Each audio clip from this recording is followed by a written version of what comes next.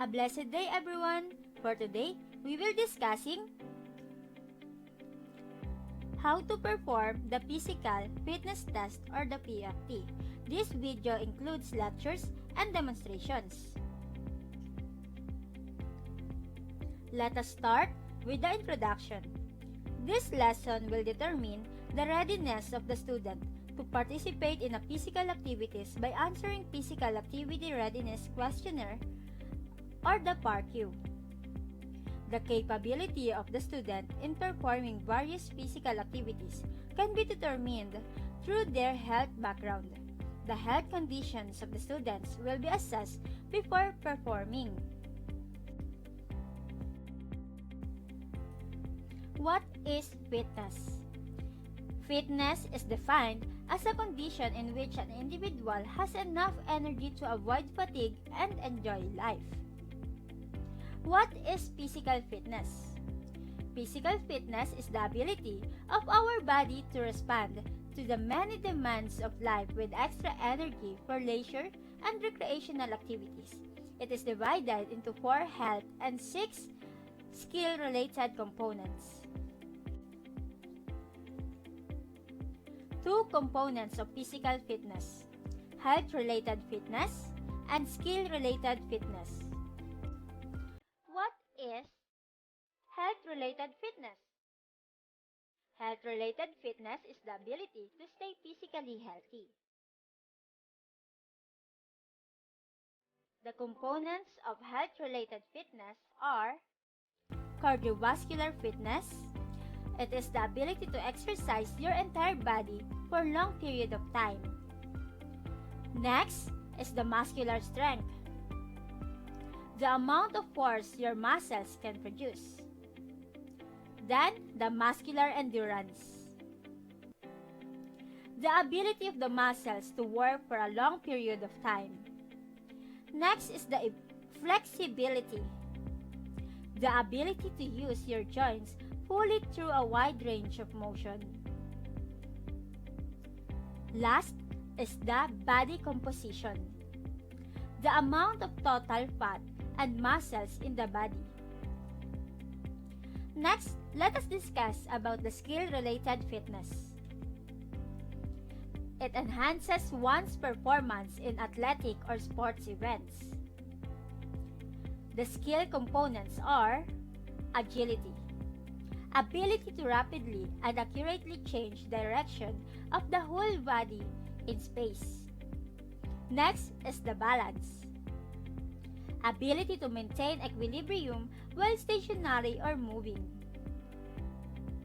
Coordination, ability to use senses and body parts in order to perform motor tasks smoothly and accurately. Power, amount of force a muscle can exert. Reaction time, ability to respond quickly to stimuli. Speed, amount of time it takes the body to perform specific tasks. Answer the Physical Activity Readiness Questionnaire to assess if you are capable in performing the suggested physical fitness test. The PARQ, answer it by using yes or no. Get a piece of paper to write down your answer. After the questionnaires, you will be assessing your answers to know if you will be capable of doing the physical fitness test or not. Kasi po, meron po mga kabataan or meron sa inyo na may sakit at hindi dapat gawin ang physical fitness test. Kaya po kailangan i-assess niyo po muna ang inyong mga katawan. Let us start with question number 1. Has your doctor ever said that you have a heart condition and that you have only do physical activity recommended by him? Answer it by yes or no. Question number 2. Do you feel pain in your chest when you do physical activity? Answer it with yes or no. Number 3. In the past month, have you had a chest pain? When you're not doing physical activity, yes or no? Number 4. Do you lose your balance because of dizziness or have you ever lost your consciousness? Yes or no?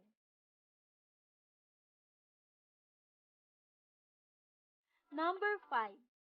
Do you have bone problem like back, knee, or hip problem that you could make made worse by a change of your physical activity? Yes or no? Number 6. Is your doctor prescribing drugs for your health condition? Yes or no? Last question, number 7. Do you know other reason why you should not do physical activity? Yes or no?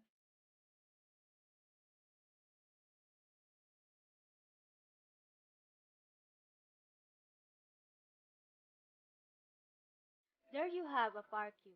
Now, let us assess the result. Take a look at your answer, and this is what you have to take note.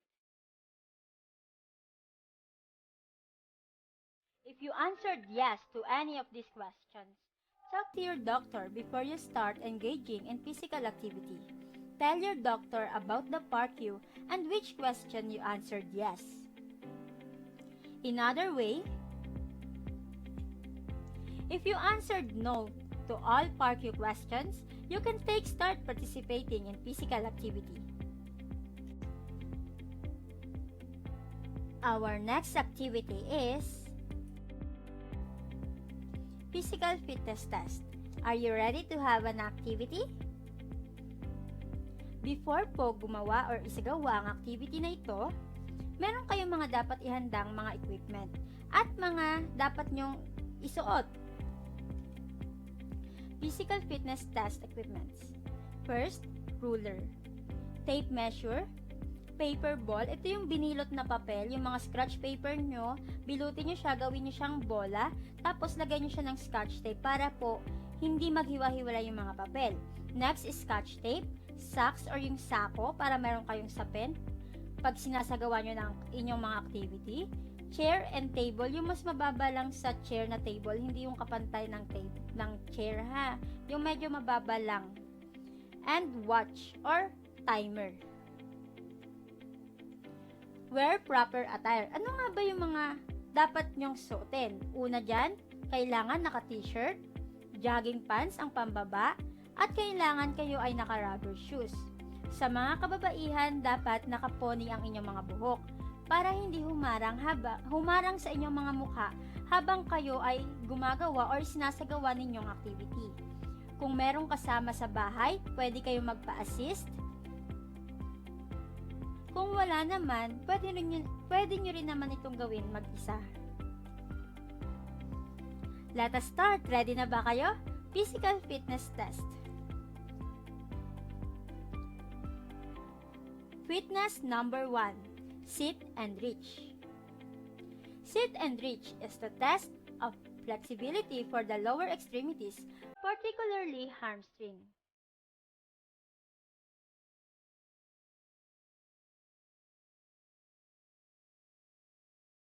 Sit and reach demonstrations and procedure. Demonstrated by Mr. Paulo Jonas Pagio.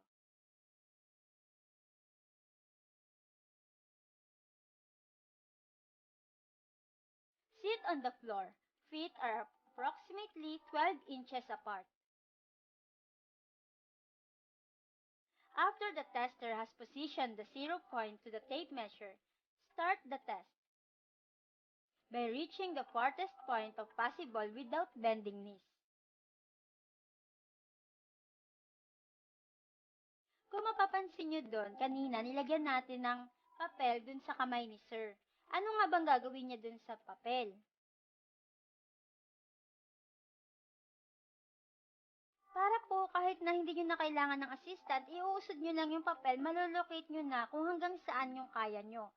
Result, measure the distance of the farthest reach, record the score in centimeter. O diba, hindi mahirap kasi i-slide nyo na lang yung papel ninyo. Fitness number 2, push-up.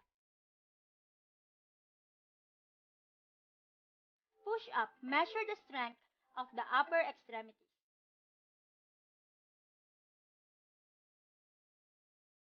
Push-up, demonstration and procedure. Push-up for boys, demonstrated by Mr. Paulo Jonas Pagio. Straightens the arm, keeping back and knee straight, then lower the arms until there is 90-degree angle at the elbows. Upper arm are parallel to the floor.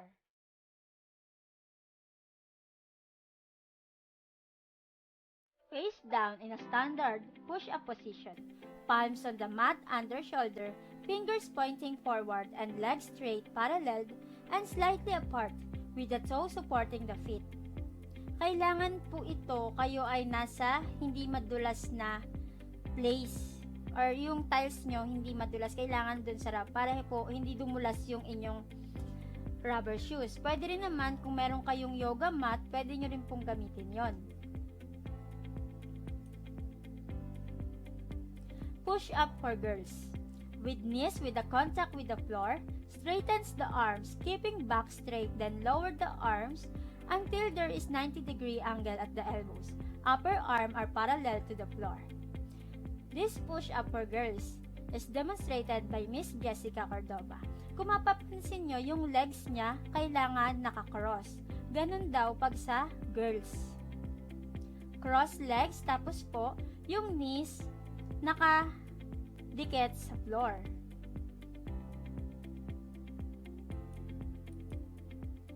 Record how many push-ups you can. Pag hindi na kaya, tumigil na.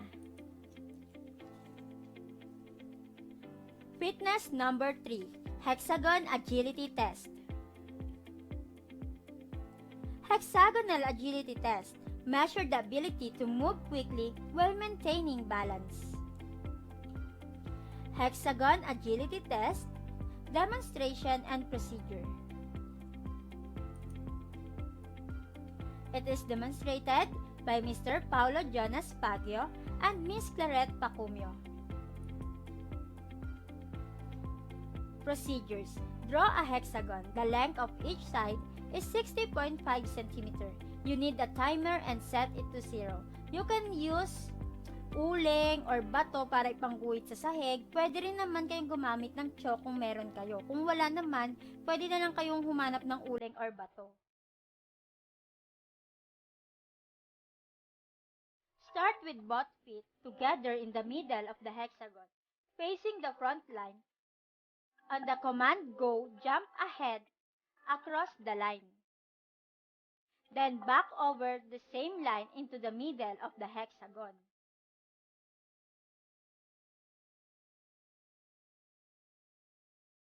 Do not wear mask if sinasagawa nyo tong activity na to.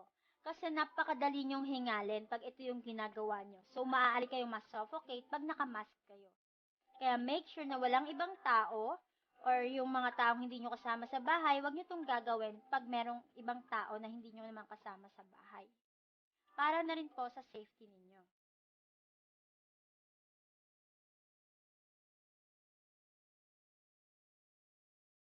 Then, continuing to face forward with the feet together, jump over the next side. And then, back to the hexagon. Perform the test both clockwise and counterclockwise.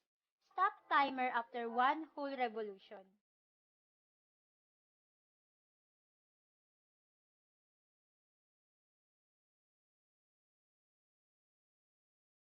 After the timer stops, after completing a whole revolution, record the time in the nearest minute and second from the timer. The lowest the time you get, the better.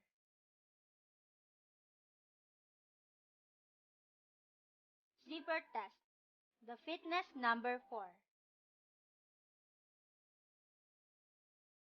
Zipper test, a test of upper arm and shoulder girdle, flexibility intended to parallel the strength, endurance, assessment of the region. Zipper test demonstration and procedure. It is demonstrated by Miss Jessica Cordova and Miss Clarette Pacumio. To test, stand erect. To test the right shoulder, raise your arm, bend your elbow, and reach down across your back as far as possible. Katulad ng nandito sa video. At the same time, extend your left arm down and behind your back and try to cross your finger over those of your right hand.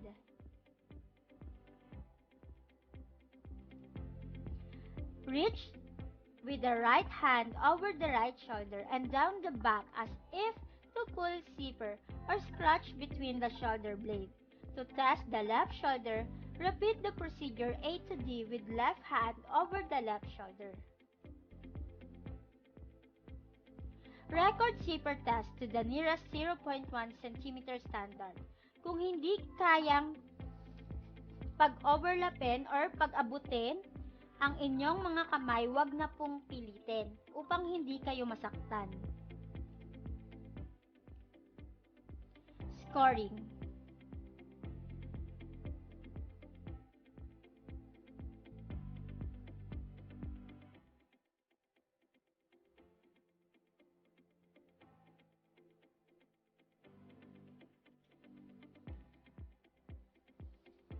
Fitness number 5. Curl up. Curl up is to measure abdominal muscles. Curl up demonstration and procedure. It is demonstrated by Mr. Paulo Jonas and Mr. Rodolfo Memita Jr. Procedures. Assume a lying position with feet flat on the floor and knees bent about 90 degrees, hand palm down at the side with fingertips touching the first tape line. Kailangan merong hahawak sa inyong knees at merong dagdagan or merong iipit doon sa inyong mga paa para po hindi bumuka yung inyong knees and then hindi umangat ang inyong paa habang ginagawa nyo ang activities. Complete a slow controlled curl up, sliding fingertips along with the floor until they touch the second tape line. Hindi maaari na tumigil kayo in between. Halimbawa, magpapahinga kayo tapos itutuloy nyo ulit. Hindi maaaring ganon. Kailangan tuloy-tuloy.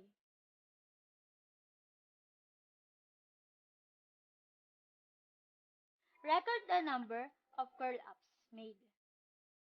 Next naman, ang stork stand test. This stork stand test is to assess the ability to balance the ball of the foot. Kung gaano ba katagal kayo na kaya nyong i-balance yung inyong sarili. Stork stand test demonstration and procedure. Demonstrated by Mr. Rodolfo Memita Jr. and Miss Clarette Pacumio. Remove the shoes and place the hand on the hips. Position the non-supporting foot against the inside of the supporting legs. Raise the heel to balance on the ball of the foot. Make sure na pag gagawin nyo itong activity na to, nakatingkayad kayo.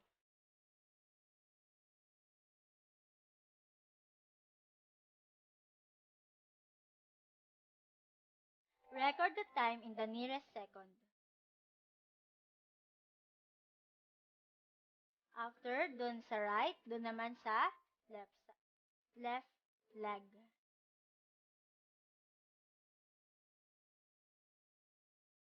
Next naman, ang standing long jump. Ang kailangan nyo dito ay ang tape measure. Kung ang tape measure nyo, isa lamang ang nahiram ninyo, okay lang iyon.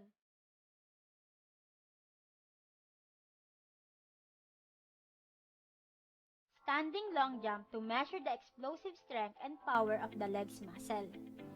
Stork stand test demonstration and procedure. Make sure na pag gagawin nyo itong activity na to, kayo ay hindi gagawa nito pag nasa tiles floor kayo. Kailangan doon kayo sa hindi madulas. Dapat doon kayo sa rough na sahig para hindi kayo maaksidente or madulas. Walang mangyaring kapamakan sa inyo. It is demonstrated by Mr. Paulo Jonas Pabio. Stand behind the take-off line. The tips of your shoes should not go beyond the line. Yan, kung mapapansin nyo, ito yung first position. As you prepare to jump, bend your knees and swing your arms backward and jump as far as you can.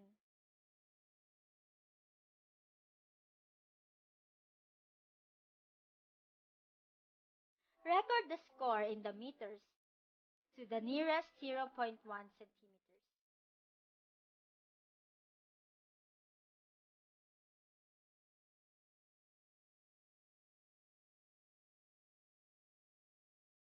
Next is the 3-minute step test. 3-minute step test to measure cardiovascular endurance. 3-minute step test demonstration and procedure. Demonstrated by Mr. Paulo Jonas Pagio and Miss Annalyn Gonzalez. Procedures before starting the step test. Record your pulse rate at its resting point. Count your pulse for 1 minute, then record your pulse count. Pwede pong kayo na lang mismo ang magbilang ng inyong pulse rate.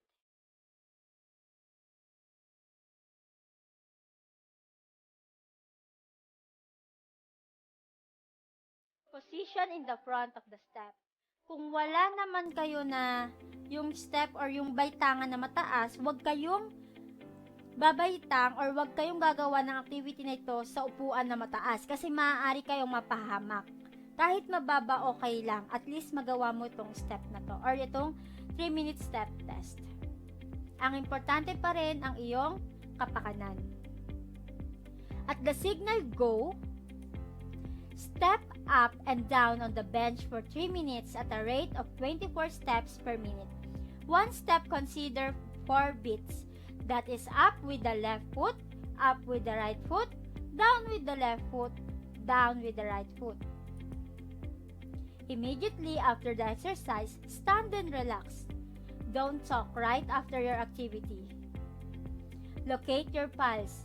First beat is 0. Count the pulse for 10 seconds. Multiply it by 6. Record the 60-second heart rate after the activity. Next is the paper juggling. Ito po, dapat talaga hindi papel yung gagamitin. Dapat rubber band. Kasi po, ang rubber band, kahit medyo mahangin, hindi siya madaling madala. Kaysa dito sa paper, madali siyang madala. So, iwasan nyo na gawin itong activity na to pag mahangin dun sa lugar ninyo. Okay? Usually, mas maganda itong gawin pag open area. Pero, make sure na safe ka rin kasi nga may COVID ngayon. So, hindi pwede na gawin mo to sa labas mismo ng inyong ng bahay, dun mismo sa kalsada na maraming tao. Kailangan mag-ingat ka pa rin. Paper na lang yung gamitin mo. Magbilot ka ng papel, gawin mong bola, at paikutan mo ng scotch tape para hindi siya masira habang ikaw ay nagja-juggling. Paper juggling is to measure the coordination of your eye and your hand. Paper juggling demonstration and procedure. It is demonstrated by Mr. Rodolfo Memita. Stand comfortably on an area with no obstruction. Hit the crumpled paper alternately.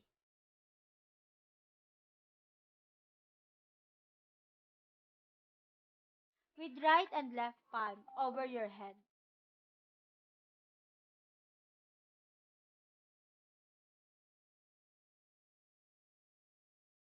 Procedure. Stand comfortably on an area with no obstruction. Hit the crumpled paper alternately with right and left palm over your head.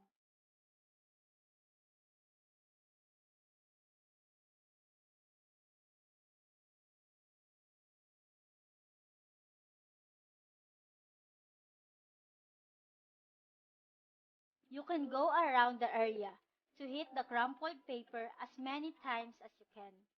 Count how many times you hit the paper alternately. You can try it only for 2 times.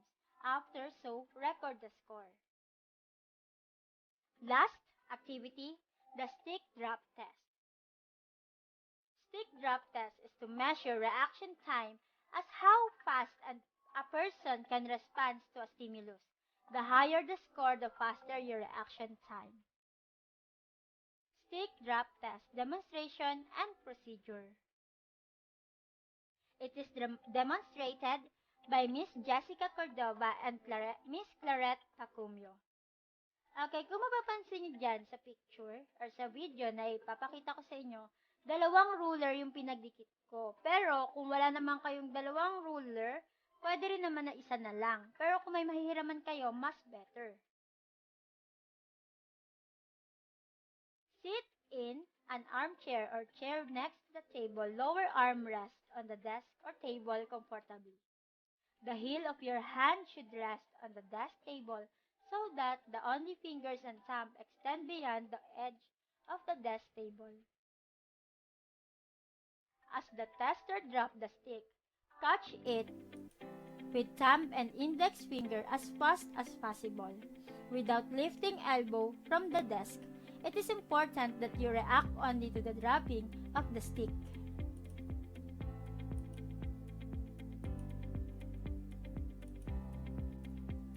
Your score is the number of inches read on the ruler just above the thumb and index finger after catch the ruler stick. You will have 3 times to catch the ruler. Get the average after.